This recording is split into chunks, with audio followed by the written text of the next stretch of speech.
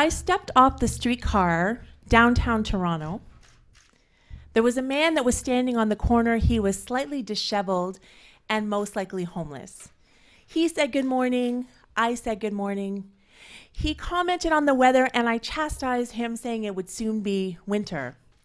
Then I continued on my way, entirely expecting him to ask me for change, but he didn't. About an hour later, I was standing in the entryway of my office with my boss when this same man walked in. Do you have any extra work? Any odd jobs? Is there anything at all I can do here? He asked. I could see my boss visibly recoil. He put his hands in his pockets. No, we're good, buddy. What kind of work do you do here anyway? He asked. My boss told him and then he left. Now I could feel my heart racing. I ran in the hall. I didn't know what I was going to say. I love your initiative.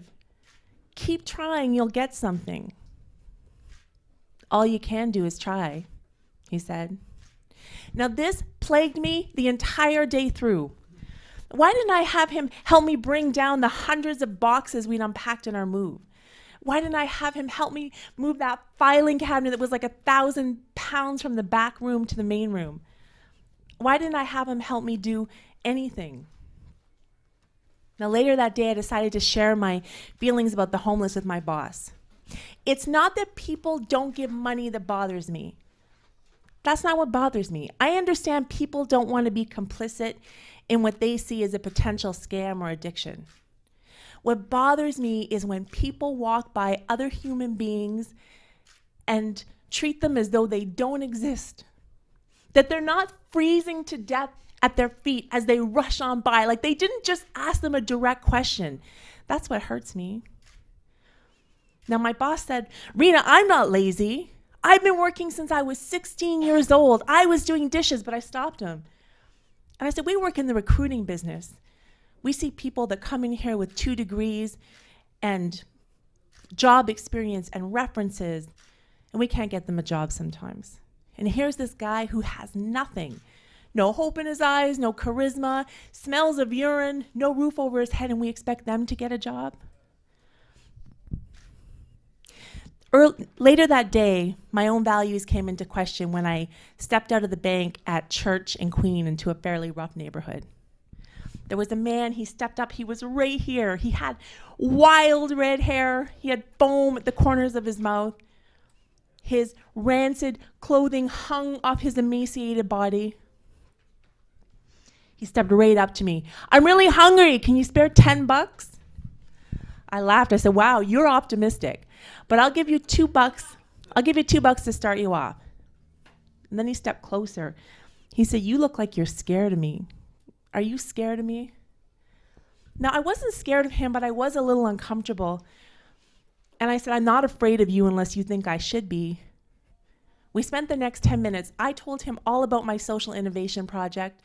He told me that he was addicted to crack, that he was schizophrenic, that he lived in the park and survived on $75 a week. And then he said, you smell beautiful. You look beautiful. You are everything I like in a woman. And I thought, this guy's not crazy. He's just down on his luck. He's not crazy. Then he said, would you like to go with me to the park for a hot dog? Now, I did not want to go on a date with the homeless guy to the park, but this is what I talk about. Being kind and loving, treating people with dignity. Now, I was late for work and I said, listen, I'm late, but if you are serious, I will meet you here tomorrow at noon. And in that exact moment, another guy ran up off the street and said, buddy, if you have a lighter, I'll give you a toke. And my guy up and bolted. And I thought, my dating life is so rough, I can't even get the homeless guy to commit. But the moral of the story is that love and kindness and generosity and treating people with dignity, those things are free. They are free, and we have them in abundance. Now, like many people, I used to feel that I didn't want to be taken advantage of either. I didn't want to be part of a scam or part of the addiction, but I came to realize that it's never, ever, ever about their motivation. it's only ever about my generosity of spirit, because every single kind, loving thing I do is woven into the fabric of who I am as a woman. And I see that in the eyes of my daughter, who seeks to emulate me.